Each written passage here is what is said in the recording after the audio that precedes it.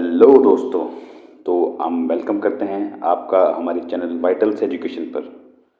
और आज हम पढ़ने जा रहे हैं क्लास 11 मैथ्स का चैप्टर नंबर 1 सेट्स। उसका आज हम सेट्स का इंट्रोडक्शन डिस्कस करने वाले हैं। तो आइए सबसे पहले हम पढ़ते हैं कि सेट्स होते क्या हैं। तो सेट आप ऐसे समझ सकते हैं कि सेट जो होता है, आप कह सकते हैं कि जो सेट होता है, सेट एक कलेक्शन ऑफ ऑब्जेक्ट्स होता है। मतलब इसमें क्या होता है, कलेक्शन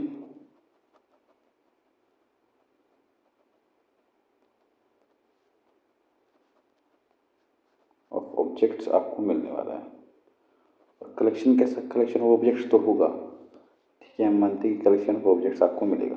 लेकिन जो कलेक्शन ऑफ ऑब्जेक्ट्स होगा वो कैसा आपको मिलने वाला है, वो होगा वेल डिफाइंड। वेल डिफाइंड मतलब हम उसको डिफाइन कर सकते हैं आराम से। तो कैसा होगा, well defined collection of objects. जब एक कर्ली ब्रैकेट्स के अंदर हम रखेंगे well defined collection of objects, तो वो क्या होता है आपका, उसे हम कहते हैं सेट्स। आप इसका एक सीधा सा एग्जांपल देख सकते हैं कि जैसे कोई मुझसे कहे कि आप अपने आप जैसे आपके स्कूल में आप स्टूडेंट्स होंगे, तो आप अपने क्लास के स्टूडेंट्स का नाम एक कलेक्शन ऑफ स्टूडेंट्स लिखिए। तो आप क्या लिखेंगे, मान लीजिए मैं उसको एक सेट ए में लिख देता हूँ। तो आप सबके नाम वन बाय वन यहाँ पे लिखते जाएंगे। जैसे एक का नाम, किसी का नाम राम है, किसी का नाम सीता है, ऐसे ही एक्स वाई जेड बहुत सारे नाम अलग अलग बच्चों के होंगे, ठीक है। तो यहाँ पे हमें डिफाइन कर दिया गया है कि आपको नाम क्या लिखने हैं, किन बच्चों के नाम लिखने हैं जो आपके स्कूल में आपकी क्लास में है। लेकिन अगर मान लीजिए हमें कह दे कि ये कहा जाए कि हम उन बच्चों के नाम लिखें जो आपकी क्लास में इंटेलिजेंट हैं।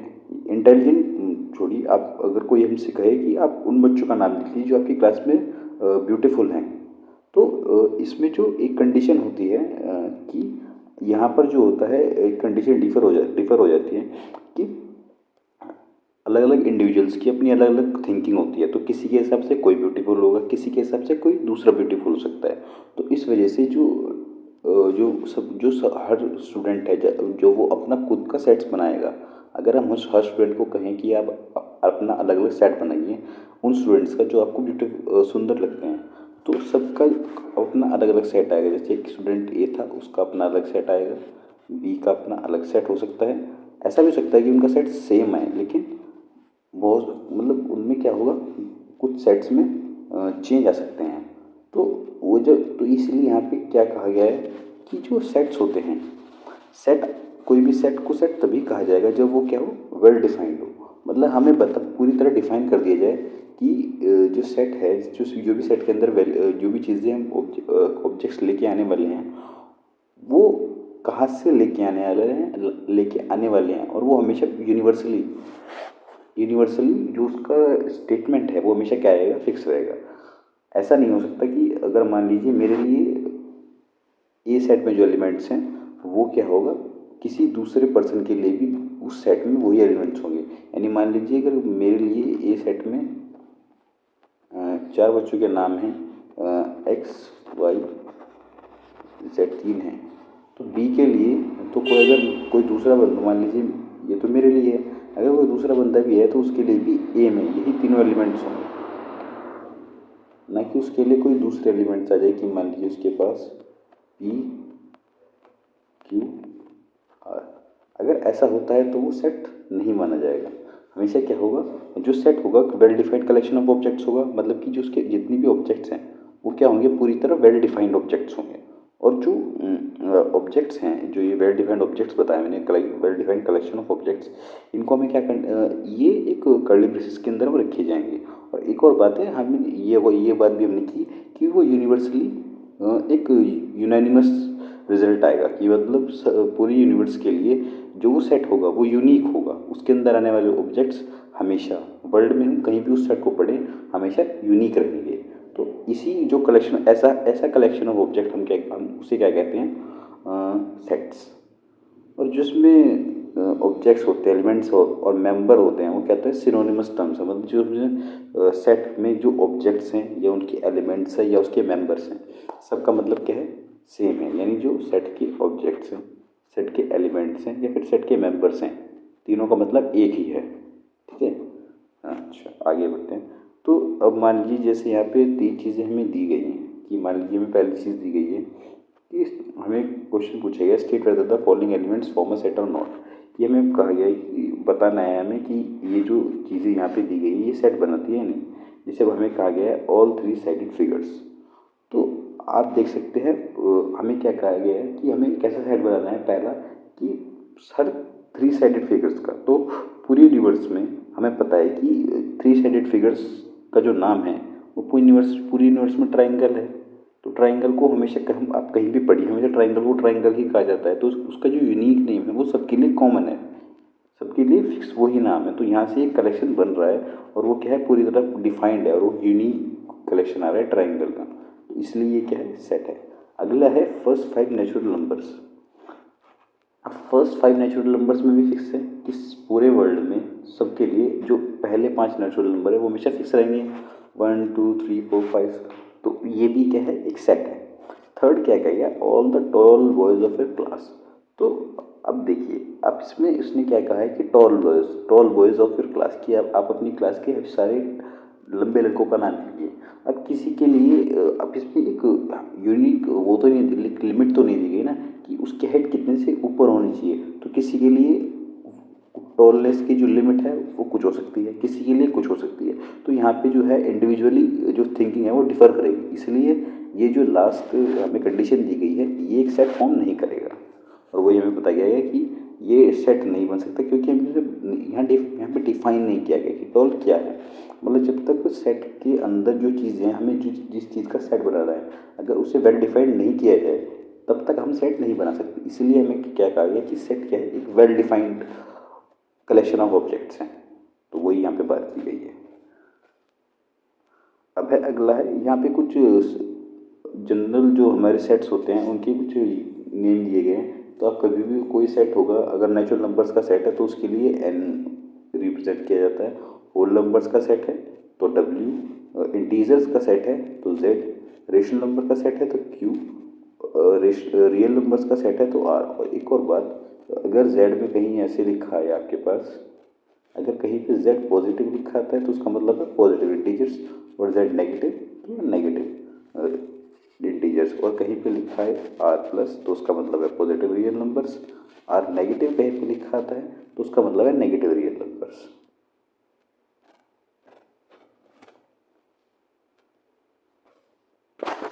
अब हम नोटेशन की बात करते हैं। तो कोई भी जो सेट होता है उससे हम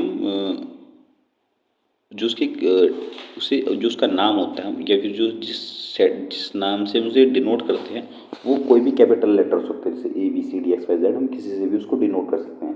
और जो उसके एलिमेंट्स है, अंदर जो उसके एलिमेंट्स आएंगे वो कुछ भी हो सकते हैं। आप उसके अंदर के एलिमेंट्स के लिए कोई लिमिट नहीं है, आप उसके अंदर जो भी एलिमेंट्स है वो आप कुछ भी रख सकते हैं।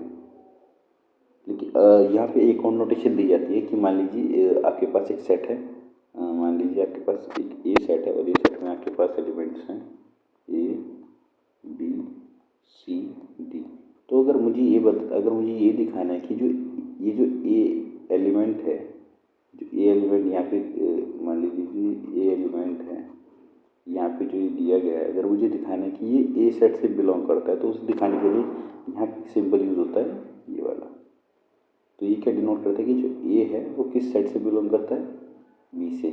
ऐसे ही बी जो एलिमेंट है वो भी ए से बिलोंग करता है, सी जो एलिमेंट है वो भी ए से बिलोंग करता है, और डी जो एलिमेंट है वो भी ए से बिलोंग करता है। तो किसी सेट से अगर कोई एलिमेंट बिलोंग करता है तो उसके लिए कौन सा सिंबल यूज होगा, ये वाला। ये डिनोट करने के लिए होता है कि पहले लिखेगी कि जो एलिमेंट है, यहाँ पे होगा एलिमेंट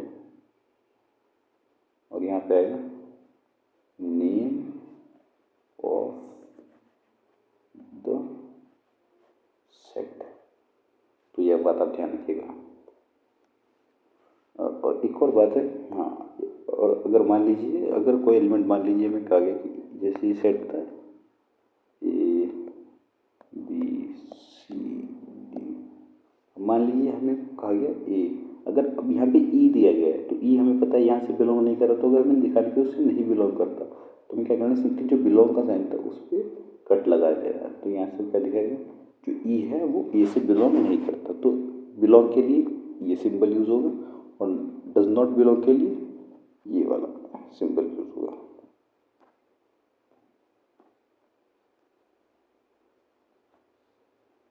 अब है रिप्रेजेंटेशन ऑफ सेट, कि सेट को हम कोई भी जो सेट है उसे रिप्रेजेंट कैसे कर सकते हैं। तो हमारे पास दो टाइप्स हैं, एक है रोस्टर फॉर्म या रोस्टर नोटेशन, दूसरा है सेट बिल्डर नोटेशन।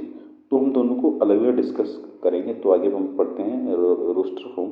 तो रोस्टर फॉर्म आप ऐसे समझ सकते हैं कि जब एलिमेंट्स जो हैं वो कॉमा से सेपरेटेड, मतलब जो उसके एलिमेंट्स हैं वो कॉमा से सेपरेटेड लिखे जाएं और कर्ली ब्रेसेस के अंदर उनको लिखा जाए। यानी जैसे हम जो नॉर्मली हम जब जो अब तक हमने सेट पढ़ा है वो रोस्टर फॉर्म ही है। यानी जैसे जैसे मैंने सेट दिया था ए, तो उसके अंदर क्या होगा, कर्ली ब्रेसेस से होगा और जो उसके अंदर एलिमेंट्स होंगे वो कॉमा से क्या होंगे,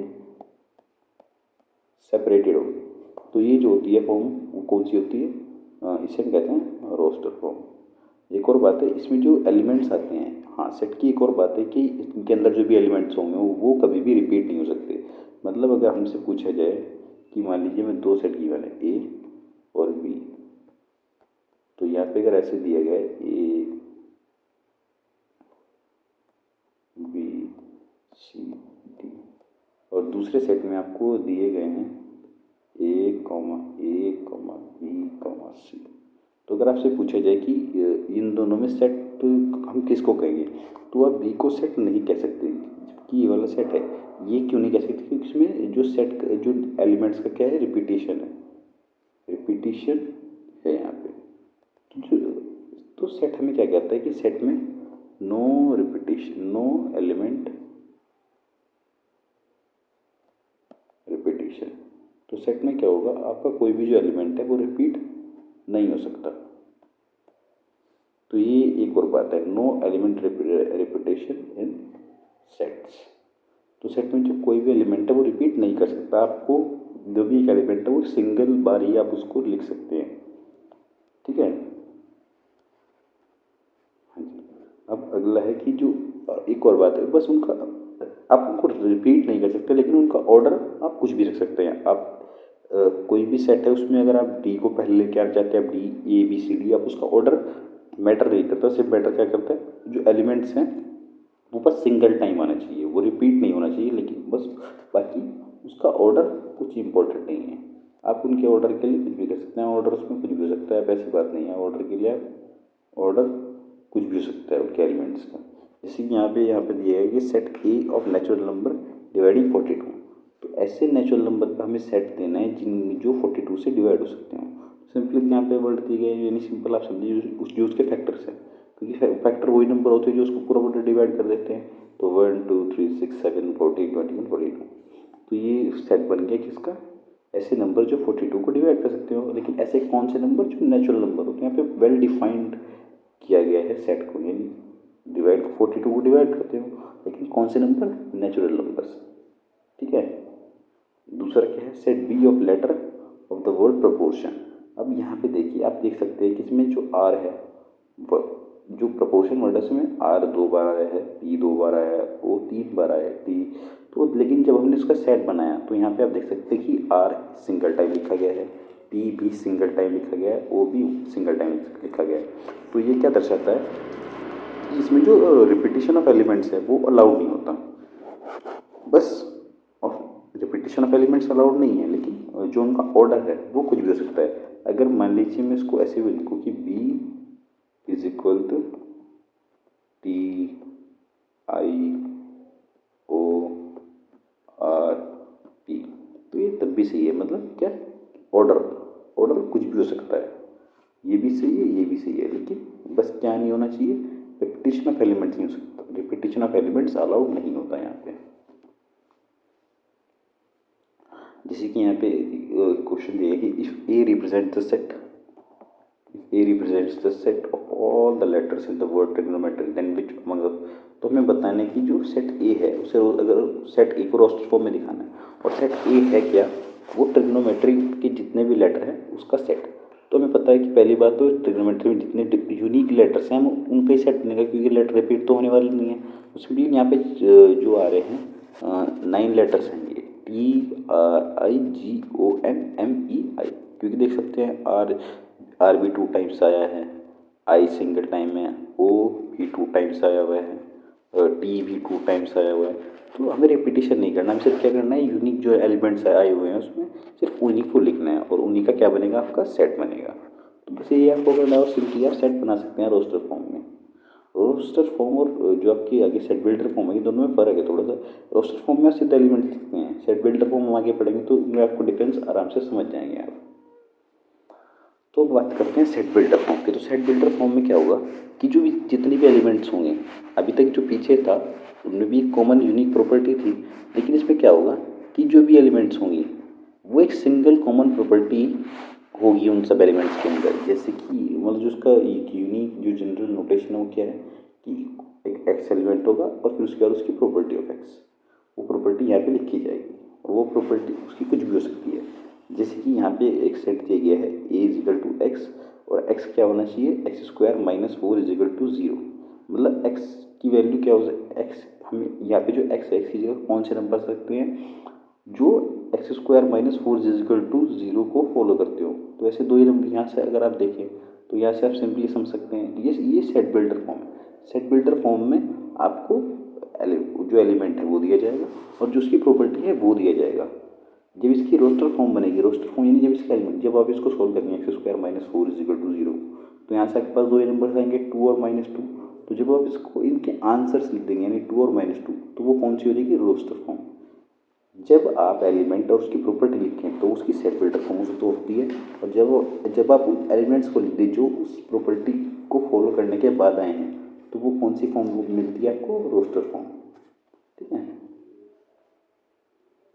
अब देखिए जैसे कि यहाँ पे कुछ एग्जाम्पल्स दिए गए, लेकिन जैसे एक्स फिर उसकी प्रॉपर्टी की x is a prime number less than 10, और 10 से कम जो 10 से कम है लेकिन प्राइम नंबर है। तो ऐसे 4 नंबर्स हैं 2 3 5 7। तो ये तो सेट बिल्डर फॉर्म हो गई और ये क्या होगी, रोस्टर फॉर्म। ऐसे ही 2x, x is a prime number less than 10। अब क्या है, एलिमेंट्स आएंगे 2x, तो पहला एलिमेंट 2 आया तो 2 2 जा 4, फिर 3 आया 3 2 जा 6, फिर 5 आया 5 2 जा 10, फिर 7 2 जा 14। ठीक है।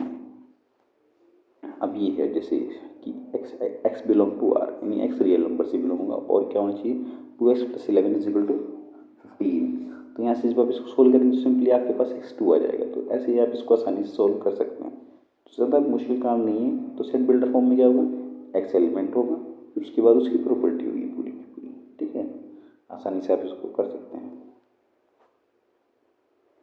और अगला है कि क्या क्या गया, जैसे क्वेश्चन है convert the following set into set builder form कि b is equal to AEIOU। तो पहले आप इसका सेट, इस सेट को देखिए तो आप साफ देख सकते हैं कि b is equal to AEIOU। तो AEIOU आप जानते हैं कि सारे के सारे वोवल्स। सिंपली में क्या करना है, x और x क्या होगा, कोई भी वोवल इन इंग्लिश अल्फ़ाबेट, तो सिंपली आप कर सकते हैं। फिर 4 5 6 7 8 9। अब आप इसमें सिंपली क्या कर सकते हैं कि लगातार नंबर दिए गए हैं, हमें करना क्या है, हमें पता है कि ये 3 से लेकर 10 के बीच में है। तो हम क्या करेंगे कि x होगा और x एक ऐसा नेचुरल नंबर है जो 3 से 10 के बीच में है। क्या आप देख सकते हैं 3 से 10 के बीच में ये नेचुरल नंबर्स लिए गए, तो बस सिंपली आप इसको आसानी से ऐसे भी कर सकते हैं।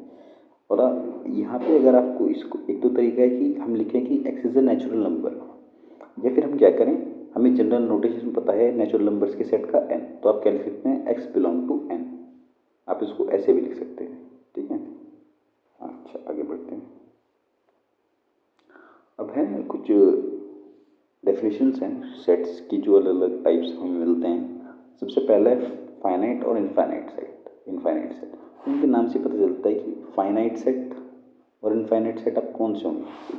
सबसे पहले फाइनाइट सेट की बात करते हैं, तो एक सेट विच इज़ एम्प्टी और consist of definite number of element, यानी कि ऐसा सेट जो या तो खाली हो या फिर उसमें कुछ डेफिनेट नंबर ऑफ एलिमेंट्स यानी जिन्हें हम गिन सकते हो, इतने नंबर ऑफ एलिमेंट्स हों, तो वो कौन सा सेट होगा, फाइनाइट।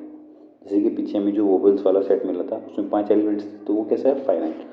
कुछ होते हैं और अदरवाइज जो सेट होगा वो क्या होगा, इनफाइनाइट सेट। इनफाइनाइट सेट आप ऐसे समझिए जैसे नेचुरल नंबर्स हैं, तो नेचुरल नंबर में ये नहीं पता कि वो सेट कहाँ से कहाँ तक जाएगा। मतलब हमें नेचुरल नंबर और जो सेट है हमें पता है कि 1 से स्टार्ट होता है, लेकिन 1 के बाद 2 आएगा, 3 आएगा, फिर क्या, फिर हमें कुछ नहीं पता, फिर वो जाता रहेगा जाता रहेगा, लेकिन उसकी लिमिट हमें नहीं पता कि वो उसकी जो लास्ट लिमिट है वो कहाँ तक है। तो उसमें जो नंबर ऑफ एलिमेंट्स हैं उनको काउंट नहीं कर सकते। तो ऐसे सेट्स कौन से होंगे? Infinite set. और जिसमें एक फिक्स नंबर ऑफ एलिमेंट्स होंगे वो कौन से होंगे? Finite set. कुछ होते हैं एम्प्टी सेट। एम्प्टी सेट कौन से होंगे? नाम से ये कि ऐसा सेट जिसमें क्या हो, कुछ भी, कोई भी एलिमेंट प्रेजेंट ना हो, तो उसको नल सेट भी कहते हैं, या वॉइड सेट भी कहते हैं, या एम्प्टी सेट। तो उसके 3 नाम हैं, नल सेट भी वही होता है, वॉइड सेट भी वही होता है, एम्प्टी सेट भी होता है। और इसको एक और तरीके से डिनोट करते हैं फाई से। तो आगे आप जब भी कहीं पे फाई पढ़ेंगे तो आप समझ जाइएगा कि वो एक एम्प्टी सेट को डिनोट कर रहे हैं। कुछ होते हैं सिंगलटन सेट। सिंगलटन सेट आप नाम से समझ सकते हैं, सिंगल मतलब जिस ऐसे सेट जिसमें एक सिंगल एलिमेंट हो, तो वो कौन से सेट होते हैं? Singleton element, singleton set. जैसे कि आप देख सकते हैं, जैसे एक सेट है ए इज इक्वल टू,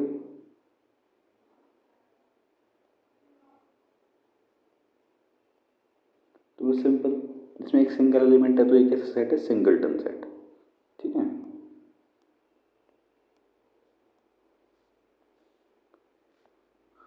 अब देखिए, अब यहाँ पे क्वेश्चन दिया गया है कि classify the following sets into finite, infinite, empty and singleton set. सबसे पहले देखते हैं ए with set of prime numbers less then 2, कि ये हमें ऐसा सेट बनाना है प्राइम नंबर्स का जो 2 से कम हो। तो हमें पता है कि 2 से कम कोई एक प्राइम नंबर नहीं होता, तो ये कैसा सेट बनेगा? एक इसमें कोई भी एलिमेंट नहीं होगा। तो इन चार में से ऐसा कौन सा सेट है जो अप्रोप्रिएट होगा, बिल्कुल जो मोस्ट अप्रोप्रिएट होगा। हालांकि उसमें और भी एक से ज़्यादा भी आंसर आ सकता है, लेकिन जो मोस्ट अप्रोप्रिएट है वो कौन सा होगा? Empty set. तो वो यहाँ पे दिया गया है। सेकेंड है कि be with the set of points on a line segment. तो किसी लाइन सेगमेंट पर कितने पॉइंट्स हो सकते हैं? तो आप देख सकते हैं कि आप इनफाइनाइटली पॉइंट्स बना सकते हैं, तो इसलिए कैसा सेट होगा? इनफाइनाइट। वही यहाँ पे आपको दिया गया है। थर्ड है C is equal to X, X belongs to R, और X minus root three is equal to, जितना से आप सिंपली देख सकते हैं X is equal to root three आ जाएगा, तो आपके पास एक सिंगल एलिमेंट आएगा रूट थ्री। तो सेट जो बनेगा वो क्या बनेगा? रूट थ्री का बनेगा। तो सेट सी जो क्या है, एक फाइनाइट सेट भी है और सिंगलटन सेट भी है। फोर्थ क्या है कि D with the set of whole numbers less than 999। तो 999 से छोटे सारे होल नंबर्स का सेट बनाना है। तो आप सिंपली देख सकते हैं होल नंबर्स का सेट जो बनेगा 999 से नीचे फाइनाइट बनेगा। तो बस जो भी वो कैसा एक सेट होगा? फाइनाइट, क्योंकि हम वहाँ पे गिन सकते हैं कि कितने नंबर ऑफ एलिमेंट्स होंगे? 999, मतलब जीरो को आप ये काउंट करेंगे, 0 1 2 3 और 998 तक बनेगा। तो आप देख सकते हैं जो डी है वो कैसा होगा? एक फाइनाइट सेट। अब है कुछ और टर्म्स। अब है cardinality of set. Cardinality of set पहली बात तो तभी यूज होगा जब कोई फाइनाइट सेट होगा। तो अगर कोई ए सेट है, फाइनाइट सेट, तो जो उसके नंबर ऑफ एलिमेंट्स, जितने नंबर ऑफ एलिमेंट्स उसमें हैं, वही क्या होगा आपका? कार्डिनैलिटी ऑफ ए, या फिर ऑर्डर ऑफ ए, या फिर कार्डिनल नंबर ऑफ ए। उसको 3 नाम से जाना जाता है, नहीं कार्डिनैलिटी, या ऑर्डर ऑफ ए, या कार्डिनल नंबर ऑफ ए। और उसको हम कैसे डिनोट करते हैं? एन ऑफ ए। और अब है इक्विवेलेंट सेट। इक्विवेलेंट सेट आप ऐसे समझ सकते हैं कि जब दो फाइनाइट सेट, इक्विवेलेंट सेट कब कहलाए जाएंगे? कि जब दोनों की जो कार्डिनैलिटी, इक्विवेलेंट सेट, ध्यान रखिएगा, इक्विवेलेंट सेट और इक्वल सेट में फ़र्क होगा। इक्विवेलेंट सेट क्या होगा? कि ऐसे दो फाइनाइट सेट जिनकी कार्डिनैलिटी सेम है, यानी उनमें जो नंबर ऑफ एलिमेंट्स हैं वो सेम है, उनके अंदर के जो एलिमेंट्स हैं वो सेम नहीं है, वो कुछ भी हो सकते हैं। कि मान लीजिए जैसे आप देखिए, जैसे एक सेट है A is equal to A comma B, फिर बी सेट है, इसमें है सी कॉमा डी। तो ये कैसे सेट है? Equivalent set. क्यों? क्योंकि इसमें भी 2 एलिमेंट्स प्रेजेंट हैं, इसमें भी नंबर ऑफ 2 एलिमेंट्स है, तो इसकी जो कार्डिनैलिटी है वो भी 2 है और इसकी कार्डिनैलिटी भी 2 है, तो इसलिए क्या है? इक्विवेलेंट सेट है। ठीक है। तो ध्यान रखिएगा कि जिनकी कार्डिनैलिटी या नंबर ऑफ एलिमेंट्स सेम होते हैं जिन दो सेट्स में, तो वो कैसे होते हैं? Equivalent set. अब अगला आता है इक्वल सेट्स। इक्वल सेट्स बस वही बात है कि इक्वल सेट्स में क्या होगा कि ऐसे दो सेट्स अगर उनकी कार्डिनैलिटी भले ही सेम ना हो, लेकिन उनके जो वो है जो उनके कार्डिनैलिटी भले ही सेम ना हो, लेकिन जो तो उनके मेंबर्स हैं अगर वो सेम है, तो कैसा होगा? इक्वल सेट्स होंगे। जैसे कि दो सेट हैं, A is equal to A comma B और फिर बी है ए कॉमा बी। यहाँ से आप देख सकते हैं कि दोनों के जो अंदर के सेट एलिमेंट्स हैं वो क्या है, सेम है, तो इसलिए क्या होंगे, इक्वल सेट्स। ठीक है,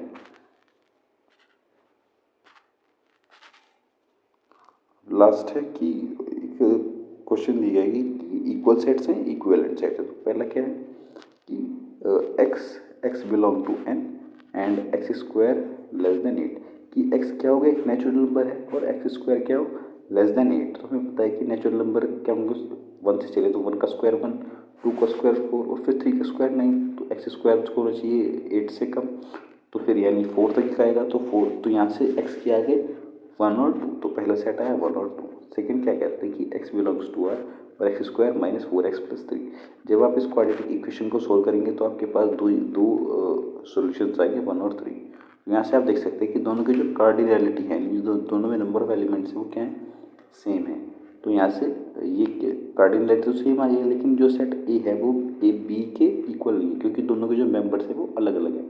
तो इसलिए सेट ए और बी क्या है, इक्विवेलेंट है लेकिन इक्वल नहीं है। ठीक है, तो बस जो पहला जो लेक्चर था यहीं पे फिनिश होता है। इसमें हम सिंपली से कुछ इंट्रोडक्शन हमने पढ़ा, यानी जैसे पहले हमने पढ़ा सेट्स क्या होते हैं, फिर हमने पढ़ा उसके जनरल नोटेशंस, फिर उसके जो टाइप्स होते हैं और भी चीज़ें हम आके पढ़ेंगे, वेन डायग्राम, उसके जो डिफरेंट फार्मूलाज हैं, जो अलग अलग जो उसकी कम्यूटेटिविटी ऐसे जो उसकी प्रॉपर्टीज़ है, वेरियस चीज़ें हम आगे पढ़ने वाले हैं आगे आने वाली वीडियोज़ में। तो अभी तक के लिए आप सिर्फ इतना ही ध्यान रखिए और इसको रिवाइज़ कीजिए ज़्यादा से ज़्यादा, और जैसे जैसे आप इसको पढ़ते जाएंगे तो आप इसमें अच्छा समझ सकते हैं। ये ज़्यादा मुश्किल चैप्टर नहीं है, आप इसको आसानी से समझ जाएंगे। तो ठीक है, आज के लिए बस इतना ही। मिलते हैं अगले सेट्स के अगले लेक्चर में, लेक्चर नंबर 2 में। तो आज के लिए इतना ही, थैंक यू। और ज़्यादा से ज़्यादा आप इस वीडियो को शेयर कीजिए ताकि ज़्यादा से ज़्यादा स्टूडेंट्स इस एजुकेशन फ्री एजुकेशन का लाभ उठा सकें। Thank you.